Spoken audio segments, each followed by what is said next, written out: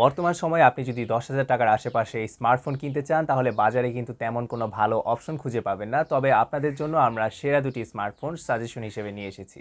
প্রথমে থাকছে Infinix smart 10। মোবাইলটি 64GB ভেরিয়েন্টটি আপনারা ১১,০০০ টাকার ভেতরে পেয়ে যাবেন।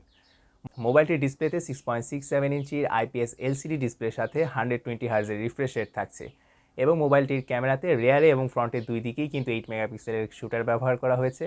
এর চিপসেটে ব্যবহার করা হয়েছে ইউনি এসওসি T7250 চিপসেটটি এবং সর্বশেষে যদি ব্যাটারি নিয়ে কথা বলতে হয় 5000 mAh এর ব্যাটারির সাথে আপনারা 15 ওয়াটের একটি চার্জার পেয়ে যাচ্ছেন।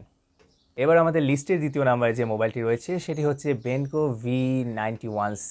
এই মোবাইলটি আপনারা ১০,০০০ টাকার ভেতরেই পেয়ে যাবেন বাজারে এবং মোবাইলটিতে 4GB র্যামের সাথে 128GB স্টোরেজ ব্যবহার করা হয়েছে এবং এই মোবাইলটিতে আপনার 6 ইঞ্চিস প্লাস আইপিএস এলসিডি প্যানেলের সাথে 90 হার্জের রিফ্রেশ রেট থাকছে এবং মোবাইলটির চিপসেটে ব্যবহার করা হয়েছে ইউনি এসওসি T606 চিপসেটটি।